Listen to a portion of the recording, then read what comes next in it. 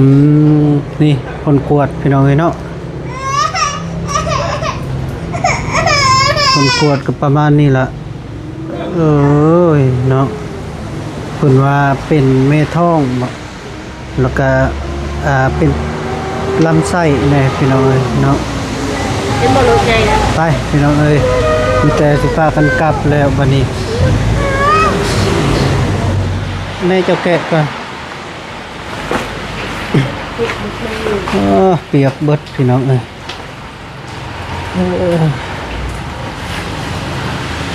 โทษนะเบิ่งได้ตกได้480พี่น้องเอ้ยเนาะขายาค่ะ480,000พี่น้องเอ้ยขายาสำนี้ละ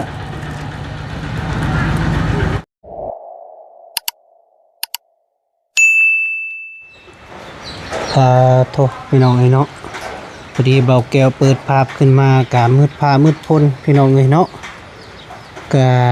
มือนี้พ้นตกก็เป็นมือที่2แล้วพี่น้องเอ้ยเนาะกะ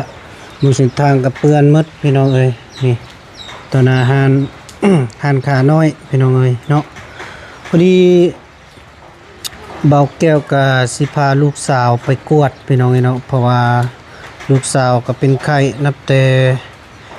เบาแก้วขึ้นเมืองลำแจงเข่งใส่สมบูรณ์พี่น้องเอ้ยเนาะแต่ว่าก็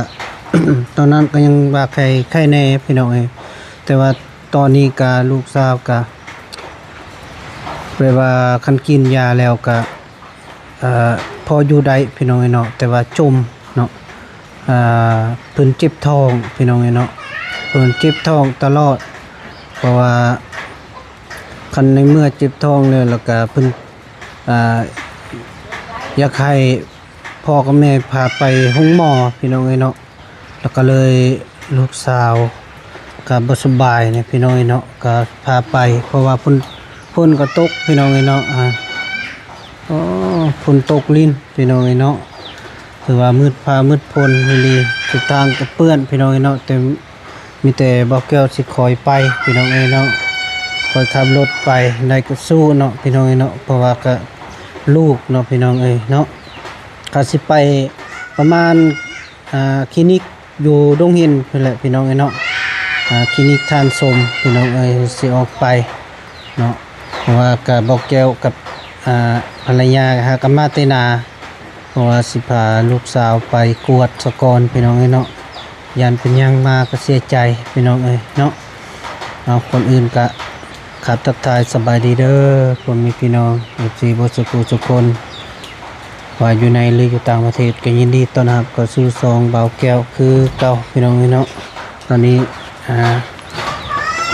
ลูกก็ห้องอยู่พี่น้องเอ้ยห้องยังกระดอก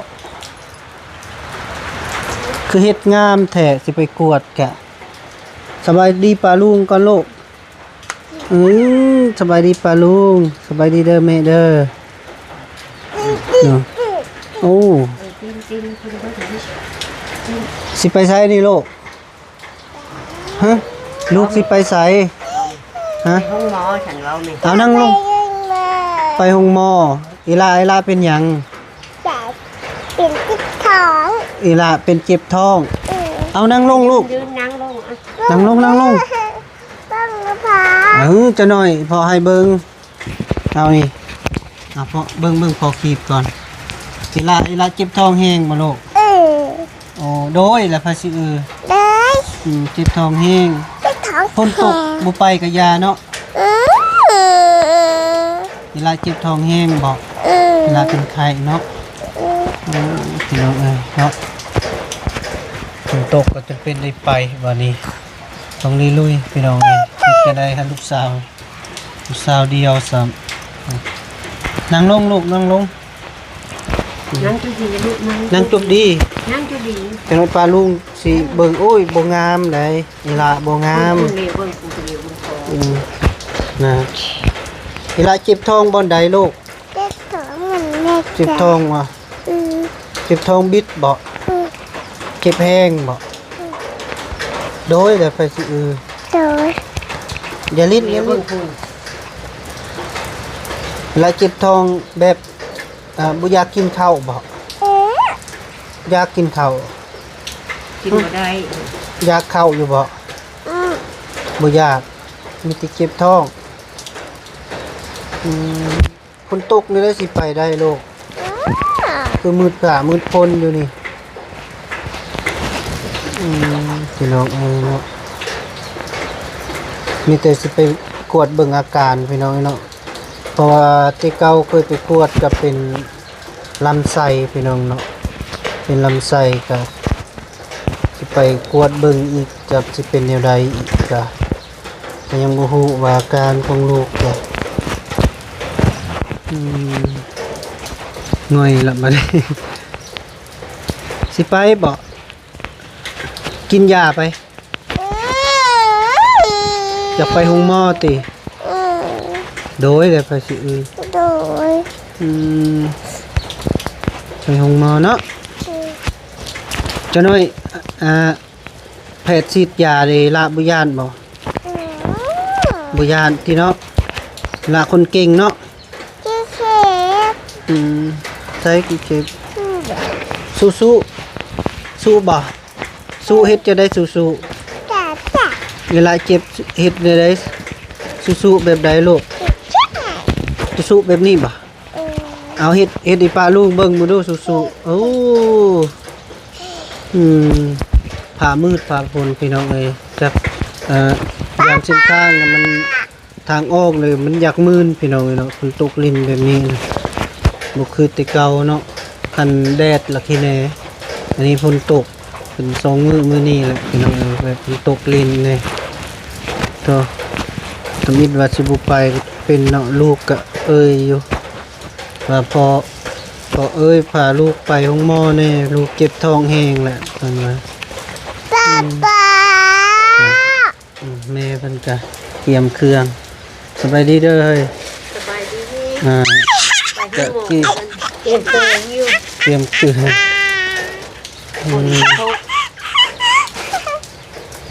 ได้สิไปห้องหมอก็คือดีใจแฮงบ่ ให้เงินเล่นถูกให้เงิน ทองเนี่ยไปห้องหมอ แพ้ได้ซะ ให้เงินไม่พอถูกให้เงิ ขอน งแม่แล้วแม่สินุ่งฝนตก บัดลูกได้ซะ เรียกตัวนี้ดิ เอาตัวนั้นตกบ่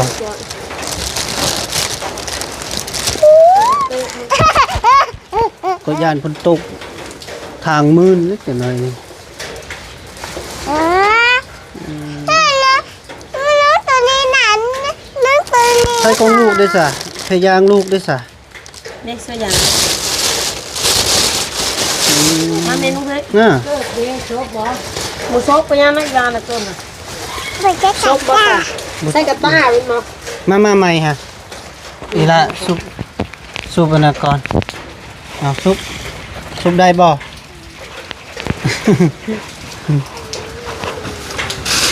เอาซุปน่ะ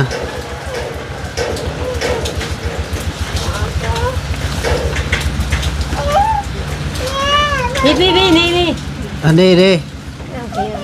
เอาย่าไปย่ามันสิเป็นยังแม่สิอุ้มเอา อีแม่อุ้มลูกแม่อุ้มเด้เฮ้ย ย่ากับบุฟเฟ่อันนี้ย่า คนน้อย น่าคนน้อยฮะ ย่าก็ย่ามันนี่ย่ากับบุฟเฟ่เอง น่าอีพ่ออีแม่อุ้มเด้แม่อุ้มเนาะเอาพี่น้องเอ้ยเนาะพอดีไปเจอกันอยู่ห้องหมอเพิ่นแหละพี่น้องเอ้ยอยากสิไปคลินิกใดยังบ่รู้ว่ามีแต่สิขอเดินทางซะก่อนพี่น้องเอ้ยเนาะไปเจอพอกันอยู่ดงเห็นพี่น้องเอ้ยเนาะเอาไปบ๊ายบายก่อนเด้อพี่น้องเอ้ยพอดีมาฮอด เป็นได้ลูกเปียกเบิดพี่น้องเอ้ยเนาะปาสิโทจับดูคือบุกแกให้ลูกก่อน บ่เคยแกงกันเต็มมีอยู่ให้เลยย่าเนี่ย นั่งก่อนลูกแม่เจ้าแกะก่อนเปียกเบิดพี่น้องเอ้ย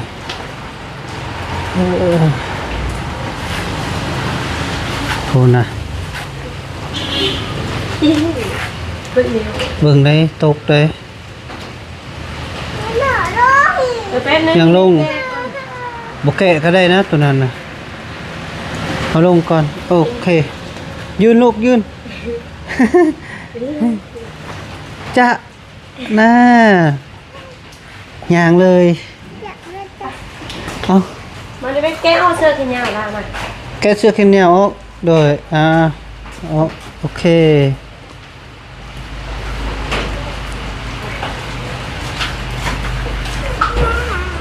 ฮะมาฮอดแล้วบอกปลาลุงว่ามาฮอดคลินิกแล้วอ่ะบอกไหมลูกให้แม่อุ้มไปให้แม่อุ้มลูกไปโอเคไปพี่น้องเอ้ยเนาะนี่มาฮอดแล้วโอ้บ่แม่นง่ายพี่น้องเอ้ยมาฮอดดงเห็นกะใกล้เติบโอ้พอดีออกมาแต่บ้านมาฮอดพี่กับพอดีเป็น27หลักพี่น้องเอ้ยเนาะ27หลักโธ่ฝนตกกับบ่เซาพี่น้องเอ้ยตกขับรถมาซ้ำพี่น้องเอ้ยขับรถจักรโธ่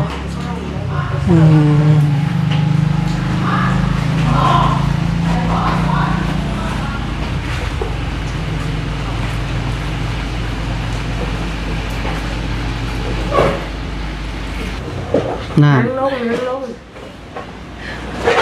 อย่าทิ้ง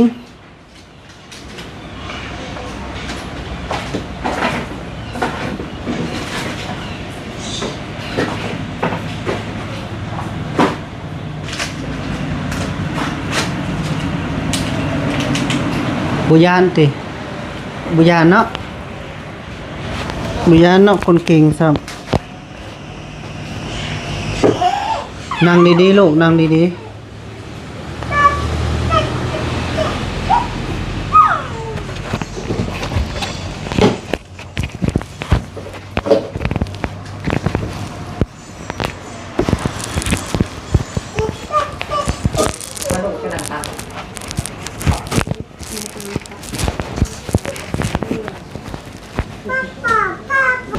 กำลังแทกบาลอด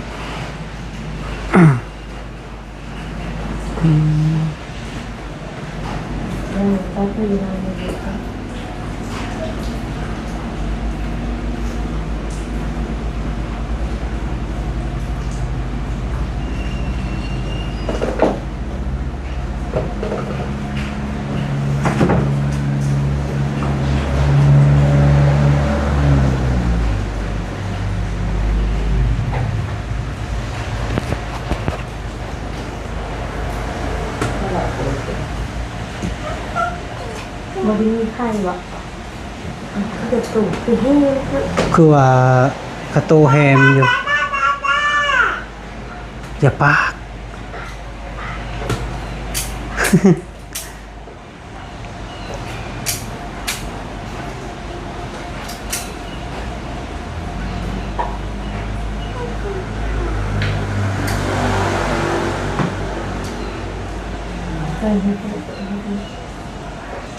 เป็นจังไดฮะ ป้าก็ไม่เห็นโก้เด้อ เพิ่นแตดเบิ่งเลือดแล้วพี่น้องไอ้เนาะแล้วก็เพิ่นสิเอ็กโกให้ลูกพี่น้องเอ้ยเนาะบ่เกี่ยวกับสินั่งท่าอยู่นอกสะก่อนพ่อพี่น้องเอ้ยเนาะมีแต่สิเข้าไปเยี่ยมหน่อยนึงโตพี่น้องเอ้ยลูกก็ให้ โอ้ยเฮานั้นอยากมาหาหมอพี่น้องเอ้ยเนาะวันนี้เพิ่นเต็ดเบิ่งเลือดแล้วก็ให้อยู่พี่น้องเอ้ย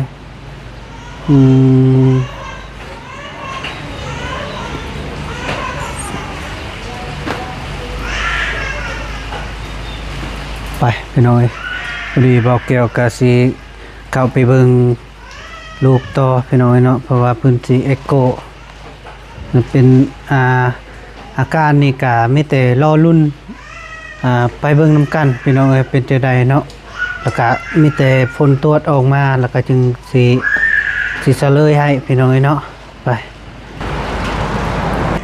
เรียบร้อยบัดนี้ผลกวดก็ได้ มันนี่โกเบิ่งพี่น้องเอ้ยเนาะแต่ว่ายังบ่ทันฮู้ว่าเป็นจังได อืม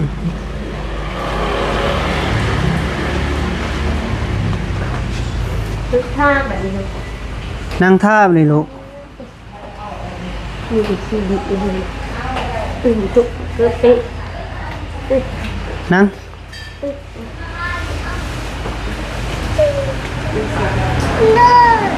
ใส่มันไม่ใช่เธอโอ้ยเนื้อดีมันจะยืนจะยืนนะ โอ้สำนานซื่อๆล่ะให้คนเก่งซ้ำน่า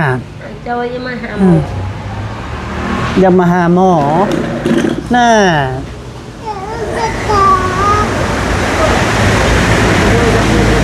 อยากเบิ่งโทรศัพท์ไผสิเบิ่งโทรศัพท์ เจ็บอ่ะ เมื่อเฮือนจึงเบิ่งลูกบ่ให้ไปสิให้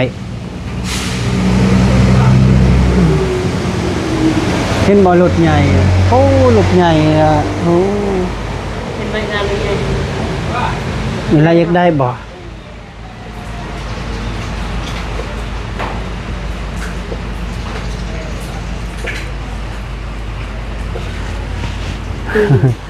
ขยิบ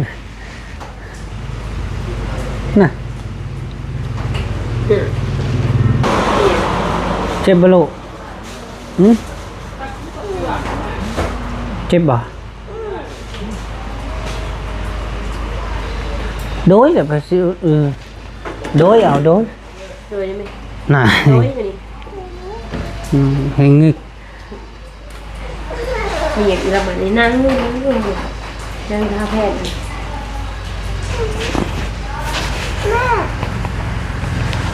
เป็นยังลูกปวดเลิศบ่โอ้เวลาใหญ่มาไปเฮียนแพทย์เด้อเห็นบ่โอ้ มันเลยนอน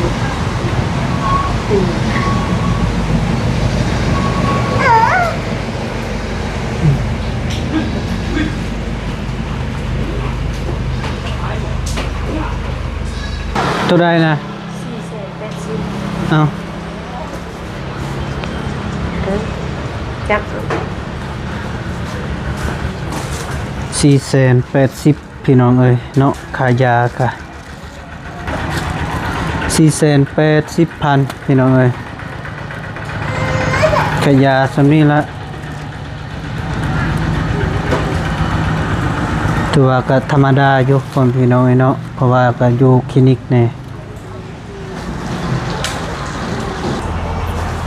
เอาพี่น้องพ่อแม่พี่น้องเอ้ยเนาะพอดีคลิปนี้ก็บ่เกี่ยวอำลากันเด้อพ่อแม่พี่น้องเอ้ยเนาะมีแต่บ่เกี่ยวสิพาลูกพาเมียกลับก่อนพี่น้องเอ้ยเนาะเพราะว่าก็ฝนตกก็ยังบ่เซาพี่น้องเอ้ยเนาะคลิปนี้ก็อำลาก่อนเอาขออยู่ดีมีแฮงเด้อมาสุขสุขคนเนาะโดยจิตวิจารณ์อย่าใครส่งมานำรวยมาสุขสุขคนโดยบ๊ายบาย